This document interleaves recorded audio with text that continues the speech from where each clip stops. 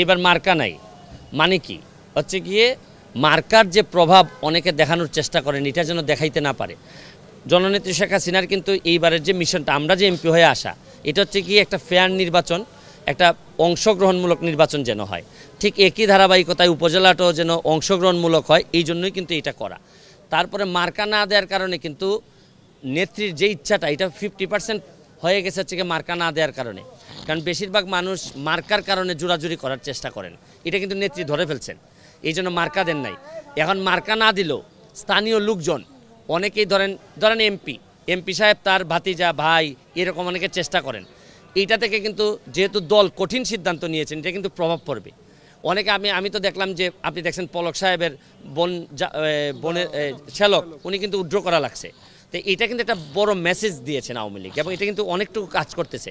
এবং আরও শুধু যে মার্কা দেন নাই তা নাই, আগে কিন্তু একটা সিস্টেম ছিল মার্কা না দিলে আওয়ামী লীগ কিন্তু স্থানীয় আওয়ামী লীগ একজনকে মনোনীত করতো, তার পক্ষে কাজ করে, এইটাও কিন্তু এবার করতে দিচ্ছে না।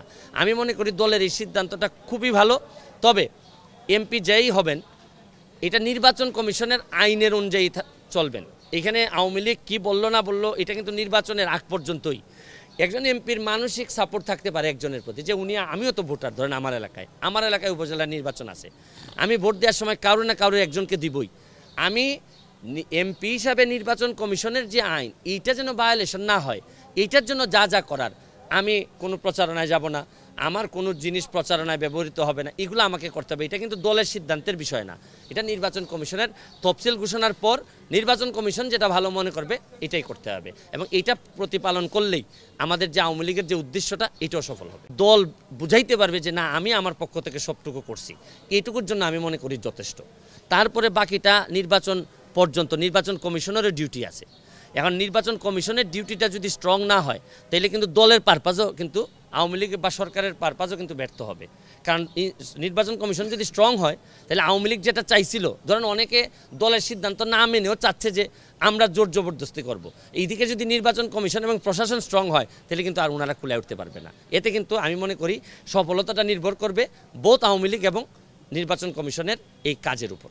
অ্যান্ড এমপি কি পেশি শক্তি দ্বারা শক্তিশালী নাকি না উন্নয়ন দ্বারা শক্তিশালী, আদর্শের কারণে শক্তিশালী?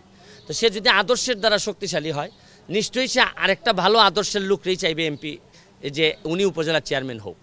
প্রবলেমটা হয় পকেটম্যান বানাইতে গেলে হয় কি আপনি খারাপ হোক, বদমাইশ হোক, লুচ্চা হোক, তখন আমরা মনে করি কি আমার পকেটম্যান লাগবে। কিন্তু যদি হয় আদর্শের ভিত্তিতে আমি আপনাকে পছন্দ করি, আচ্ছা ভাই নির্যাতিত নিপীড়িত মানুষের পক্ষে যদি আপনি দাঁড়ান আর আমি দাঁড়াই তাহলে আপনাকে তো আর আমার বলা লাগবে না, এমনিতেই তো আপনি আমার বন্ধু। আর আপনি যদি দুর্নীতিবাজ হন আর আমিও দুর্নীতিবাজ হন তাও তো আমরা বন্ধু। এখন দেখতে হবে যে আসলে এমপি সাহেবরা যাকে বানাইতে চাচ্ছেন বা যাকে সাপোর্ট দিচ্ছেন উনি আদর্শের দ্বারা বলিয়ান নাকি না লুটপাটের দ্বারা চুক্তি